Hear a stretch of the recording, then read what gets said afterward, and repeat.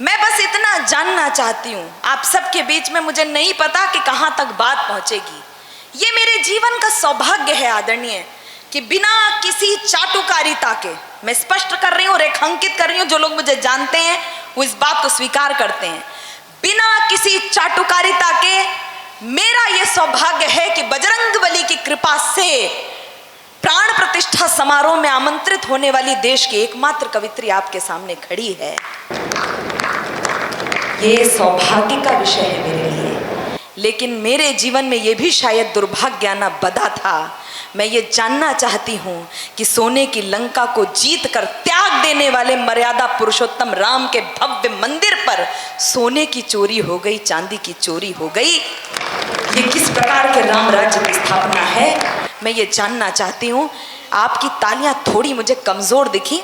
मैं ये तो नहीं कहूँगी, आपके बीच में तो नहीं कहूँगी कि आप डरे हुए हैं, लेकिन मेरे मन में मुझे ये कहते हुए हिचक ना हो, किसी भी मंच से ये कहते हुए मैं हकलाऊं ना, इसके लिए आपकी तालियां बड़ी होना बहुत आवश्यक है। मैं बस ये पूछना चाहती हूँ कि प्राण प्रतिष्ठा की खुशियां बासी अखबार बना डाला।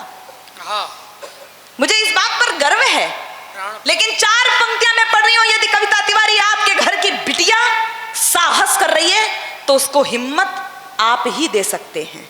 सुने, प्राण प्रतिष्ठा की खुशियां बासी अखबार बना डाला, भक्तों के विश्वास को शायद तार तार बना डाला।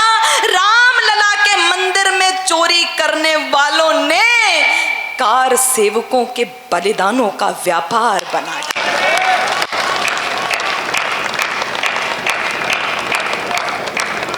और आपने तालियां शायद इसलिए बजाई हैं कि पाप के पुंज जिनको घेरे हैं, नाम नहीं ले रही हूं, और मेरी बात से जो सहमत ना हो वो चंपत हो सकते हैं यहां से।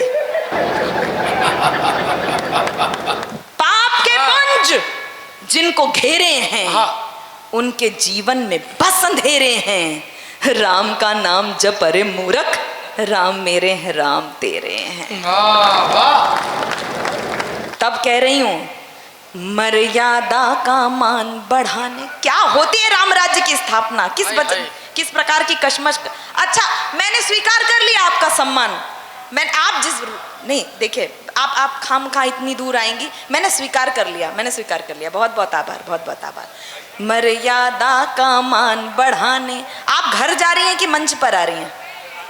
मैं आपका आभार स्वीकार, मैं सम्मान स्वीकार करती हूँ। क्यों परिश्रम मत कराइए, बहुत देर से आप अच्छा सुन रही, मैं बहुत आभार, मेरी माता श्री, मैं आपका बहुत आभार व्यक्त करती हूँ। आप अपने स्थान से खड़ी हो गई तो मुझे लगा कि पूरे समाज की नारी प्रतिनिधित्व करते हुए, नारी शक्ति का प्रतिनिधित्व करते हुए आपने मुझे सम्मानित कर दिया। मैं आपका सम्मान स्वीकार करती हूँ, बहुत आभार। मर्यादा का मान बढ़ाने शुचि, क्या होती है राम राज्य की स्थापना, क्यों चाहिए राम? अंतिम पंक्ति पर यदि एक एक व्यक्ति के हाथ खड़े हो जाएंगे तो मुझे लगेगा कि मैं बुद्धूना भले पहली बार आई हूं, लेकिन अजय भैया ने मेरे प्रति न्याय कर दिया।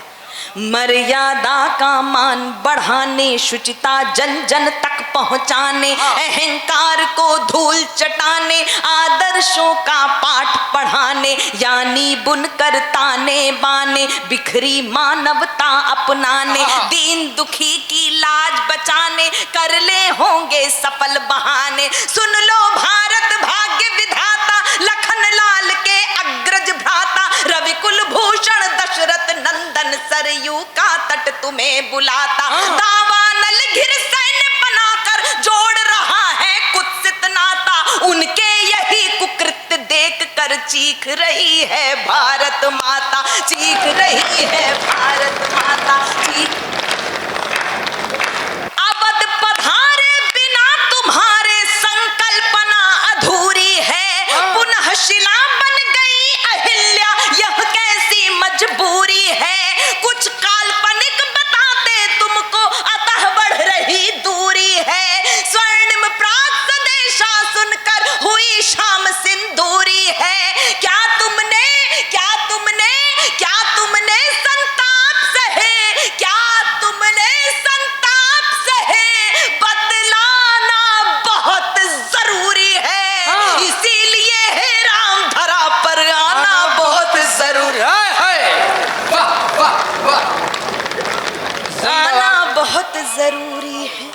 इसीलिए हे राम धरा पर आना बहुत जरूरी है।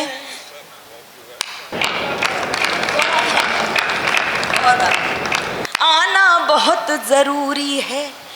जाति पंथ के हैं झगड़े हैं, अगले पिछड़े के झगड़े हैं। चौराहों से गलियारों तक बिखरे संचित मूल्य पड़े हैं। कुर्सी सिंहासन बन बैठी आपस में संबंध लड़े हैं। माफ कीजिएगा, सभी पार्टियों के दृश्य दिखाई देंगे।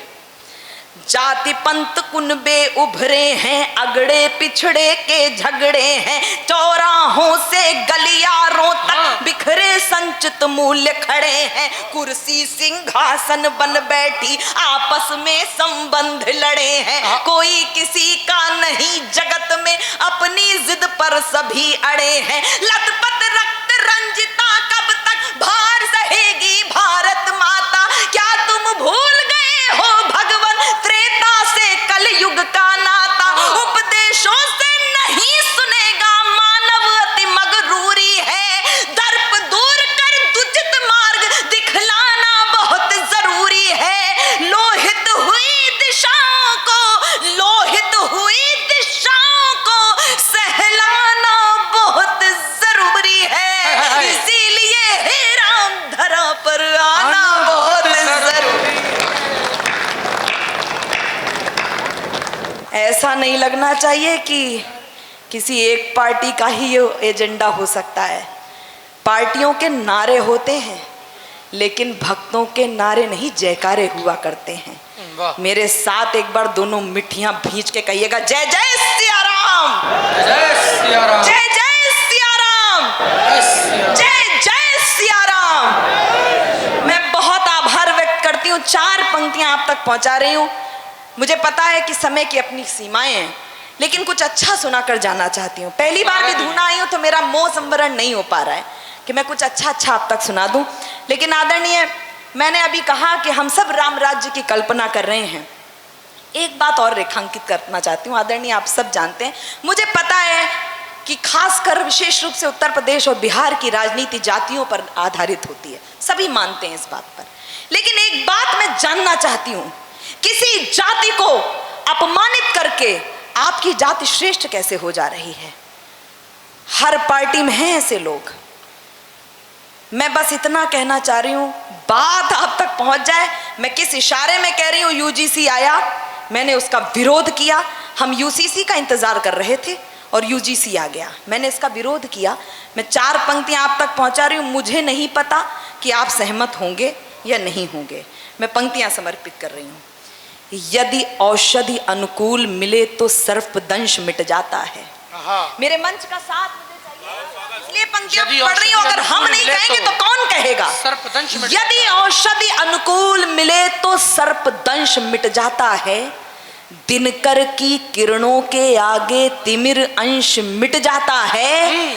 सत्ता के मद से नैतिकता जब अपमानित होती है, तब चाणक्य शिखा खुलती है, नंद वंश मिट जाता है।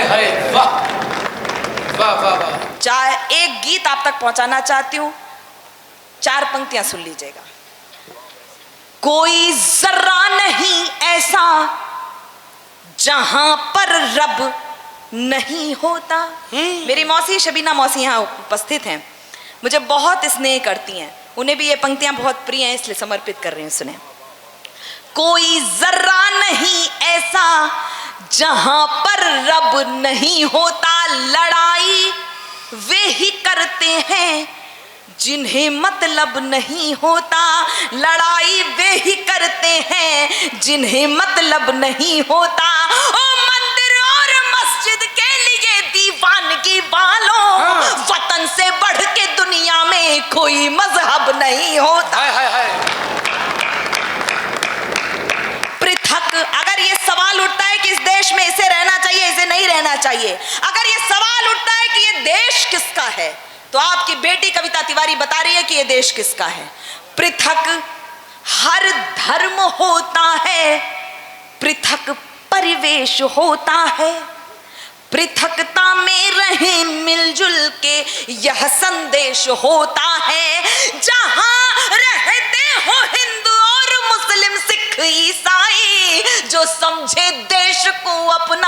खुशी का देश होता। हाय हाय वाह